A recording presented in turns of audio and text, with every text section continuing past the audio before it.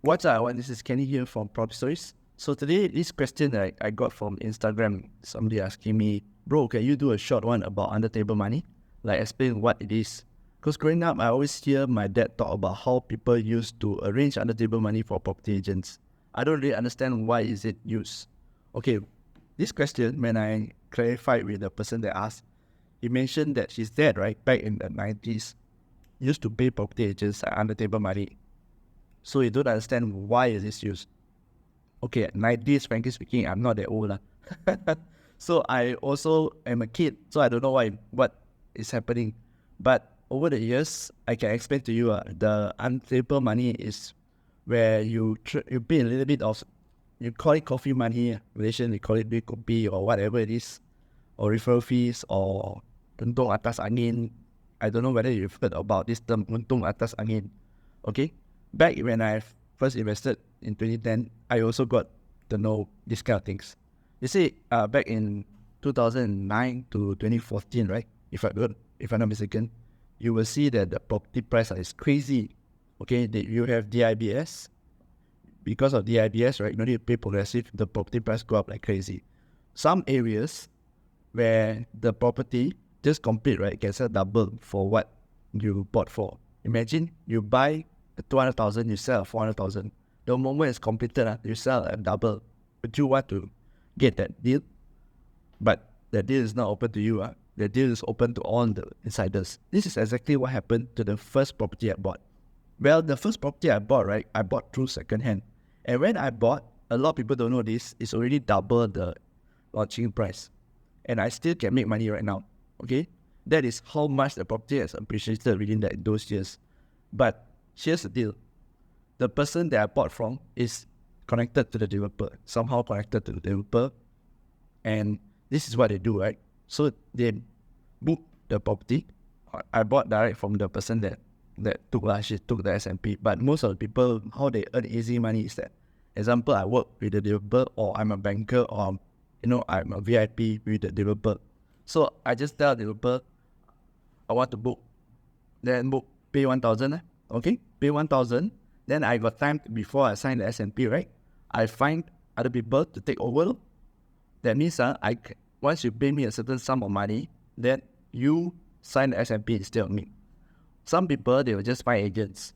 Okay, I remember a lot of projects they find agents, and they put 1,000. Then the owner is asking, you maybe pay me 5,000. I'll let you sign the S&P lah. Then I cancel my booking. A lot of things happen like this. This is called untung atas angin or duit kopi. You pay the agent extra lah, because to me, if you can make 200,000 later, you pay the agent 10,000. What's the big deal, right? I pay 10,000. I get to sign the S&P. I don't care your booking is 1,000. I pay you 10,000. You let me sign the S&P. So that is what happening. That is called undertable money. The market was so hot that people is willing to pay to get deals. And this is not only happening in under construction, okay? Sub-sales also. Sub-sales, you will see some deals, right? Let's just say the property price is 500,000, but there's a desperate owner who wants to sell at 300,000. Example, okay? So you tell the agent, look for me. Of course, you don't know the owner and you don't want to go through a hassle, but that's besides the point. But you tell the agents, you look for me. This space, I want 300,000. I know can get 300,000. Okay? So you have to incentivize the agent. You know why the agent must pass a deal to you? Remember? Where in Crime Valley, the practice here is that the seller pays the agent fees. So why not you sweeten the deal? Tell the agent, if you can get me at 300,000, okay, I top up for you. I give you another 10,000 ampao. You see the agent will work for you or not? Okay? Of course, if you top up 10,000 ampao, it's only 310,000. The cost is 310,000, and you're buying a property at 500,000. Imagine you get a 90% loan, you still have extra money, and you can rent it out. Isn't it a win-win situation? Or if you are on the other side of the coin, you are a seller, you are desperate. Okay? These deals also can be done. Example, your property is worth 500,000. Again, example, you sell to the agent. You tell the agent, okay, I sell to you 300,000. Okay? How much you want to sell up there is your own profit. Example, this agent take and then get to sell at 400,000. The agent is making 100,000. Which agent don't want that? of course your property sell very fast because the agent's going to push. There's money to be made there. Okay? As to how the deals go down behind, there's another story altogether, because that highly depends on the negotiation between the parties, and there's a lot of technicalities that's going on through there. You must know how to protect yourself, and as well as the agent also must know what they're doing. Okay? This one I wouldn't go through. This is something I wouldn't go through. Okay? So I hope that explains in short, what we call undertable money, people will call it kopi lah, referral fees untung atas angin. When the property market is so hot, right? You will be paying people to get deals. You pay people to get deals. But right now, it's still happening. Market is bad, or market is hot, or market is slow. It's still happening. Right now, who are you paying to get deals? People like your property guru.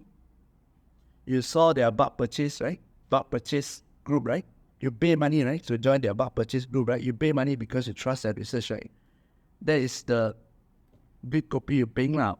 Or in the consultant, what they call it, consultation fees. So, of course, you're paying consultation fees, man, because they shorten your learning curve, they shorten your time. Okay? Whether it's good or bad property, whether the guru can be trusted or not, that's not important. I'm not discussing all this here. I'm just explaining to you what it means by this. Paying for deals. Okay? Paying for deals, undertable money, whatever you want to call it. And then, another one more is developers also know this. Okay? Developers also do the same thing. What they do? Cashback law, easy. Think 500,000, okay?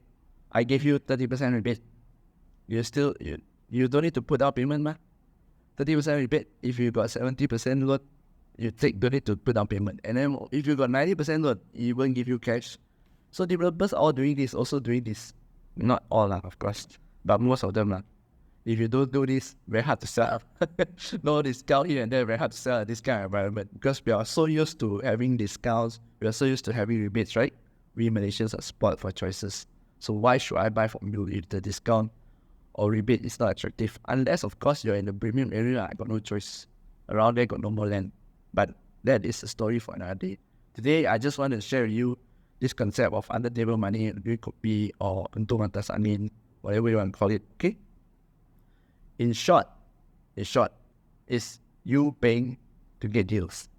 Or, maybe in the seller case, developer or even vendors, they will be paying you to buy their property. Okay, I think I'm going in circles. In short, I've already explained the concept, so I think I'll end the video right here. If you have any more questions, do hit me up in the YouTube comment down below, or anywhere you can find me. And if you are looking for a loan, I do mortgages, I do SME, and I do refinance and debt console. Do hit me up, have a chat, and we see how I can help you to get your loan. Okay? This is Kenny here for Property Stories, and I'll see you again in the next video. Bye-bye.